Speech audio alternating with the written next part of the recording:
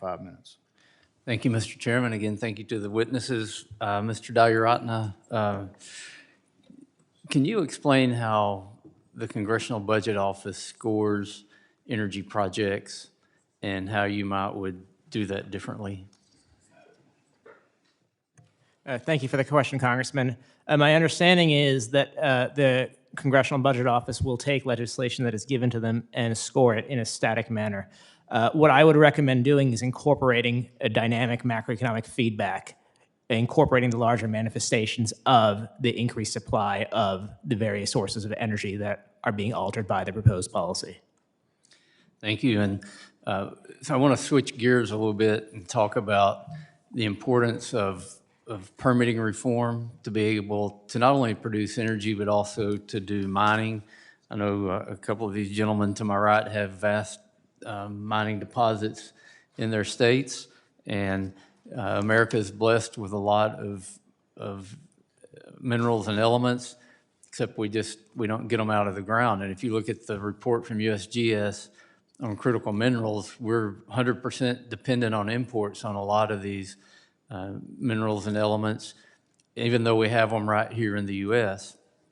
And recently I've had companies come to me and say they've got deposits of like graphite, which we're 100% dependent on graphite. If you look at who's the dominant world supplier of graphite, it's China.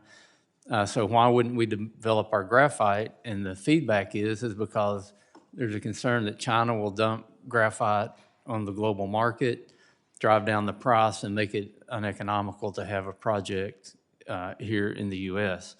So if we could get past all the hurdles to permitting on some of these mines, then you got the economic problems of dumping by foreign countries.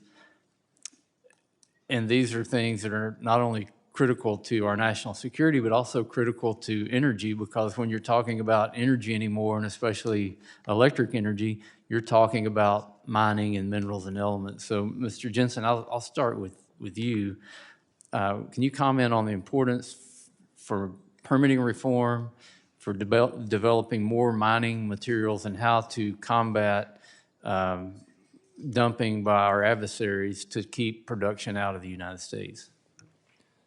It's a combination here where if you combine the tariff approach that this administration is taking for national security reasons, and you combine that with permitting reform to speed up the permitting, with smart deregulation to make it so that there are not too many barriers to getting these things out of the ground, then it'll solve that issue, where it will at once allow for us to increase the domestic production here, and at the same time, it'll put up barriers for our trading partners who have their own barriers against us, and it can create this reciprocity in the way that we treat our trading partners.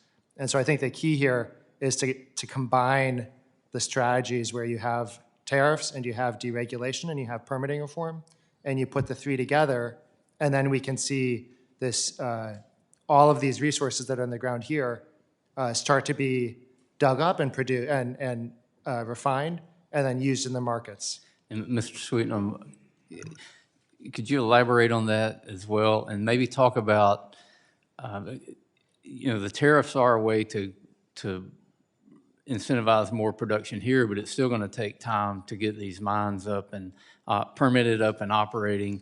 I know Mr. Whitman, who's on this committee, has a bill called the Secure Act that would create a national repository for critical minerals and elements that could maybe help in that area in the interim while we get the mining up. And also, can you comment on how important that is to the overall energy picture? So the permitting's extremely important for the mining and also for the gas industry. So with the mining, the permitting's very important, and I agree with what Mr. Jensen just said about the importance of permitting on mines. Even when you do get the permitting, it's my understanding that you're still talking about 10 to 15 years to open new mines. So doing something in the interim, perhaps a strategic reserve, is a very sensible thing to do with respect to those strategic minerals. With the other area where permitting is very important is in natural gas transportation. And we've seen in the past where the inability to permit pipelines has situations where we have enormous reserves of natural gas in the Marcellus in Pennsylvania, and yet in Massachusetts, they're still importing LNG at a much higher cost simply because we can't get permits to build pipelines from Pennsylvania to Massachusetts. So I think the permitting reform's extremely important, and also with the increased electricity generation, increasing electricity load associated with artificial intelligence, data centers, and electric vehicles.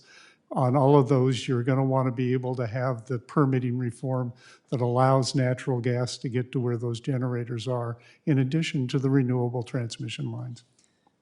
Thank you. I know talking about CO2 enhanced oil recovery earlier, some of the stuff I've been reading and getting information on said we could use all of the CO2 produced in the United States in recovery, which would be sequestering the CO2. But you obviously can't do that without an elaborate pipeline network, which Yes. You've got to have permitting to be able to do Yes, that. and in fact, the CO2 molecule is much larger, so the pipelines need to be even larger. The CO2 technology is not new. They've been doing it in the industry for decades. And so you just have to have the right reservoir to be able to enhance the oil recovery with CO2. Right now, we use naturally produced CO2 from the ground, but if you capture the CO2 from an industrial plant or a generator, then you can use that to enhance the oil recovery. They're doing that in Abu Dhabi right now, and we're actually doing that also in Texas. Thank you. I went way over time, Mr. Chairman. That's all right.